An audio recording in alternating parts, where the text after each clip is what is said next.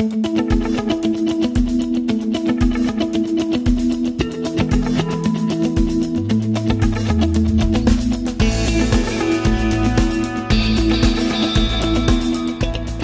dans la société actuelle, l'accès Internet est devenu un service auquel chacun a le droit de prétendre. Et pour l'attractivité d'un territoire, c'est une nécessité.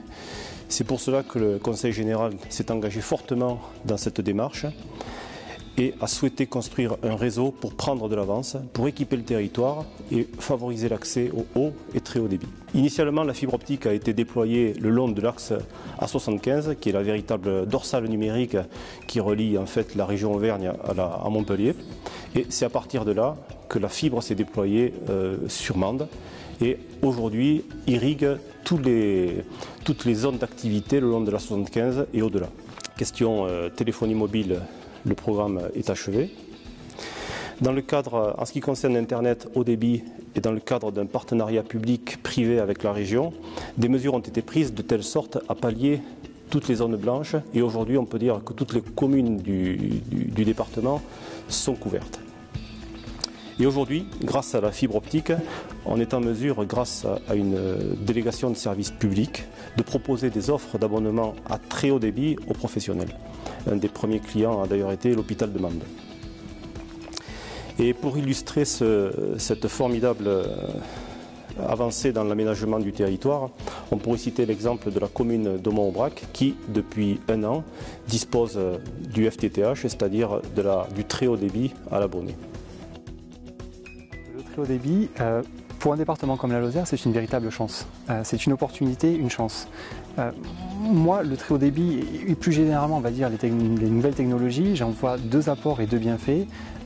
Si je vous prends l'exemple de bienmanger.com, grâce à Internet, nous avons pu faire venir chez bienmanger.com, faire venir travailler des gens chez bienmanger.com, des gens qui maintenant vivent en Lozère, qui ne seraient jamais venus si Internet n'avait pas existé, car si Internet n'avait pas existé, Bien Manger n'existerait pas. Comment il nous soutient? Dans les projets de développement que nous avons, pour faire face à la croissance de notre activité, nous envisageons à moyen terme de déménager notre activité dans une zone d'activité à proximité de l'autoroute A75.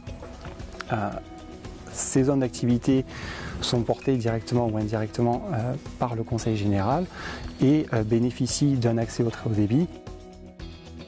Pour vous, dans votre quotidien professionnel, au niveau de la Maison de l'Emploi et de la Cohésion sociale, quelle utilisation faites-vous d'Internet? En tant que coordonnateur de la Maison de l'Emploi et des relais services publics de la Lozère, moi j'ai pour mission de coordonner une équipe qui est sur l'ensemble du territoire et donc à plus d'une heure de route de mon bureau.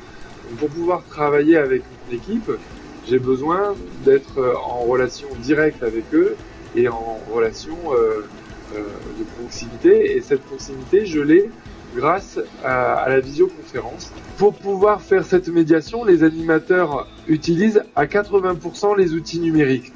Donc bien sûr, le très haut débit va nous apporter de la fluidité dans notre travail.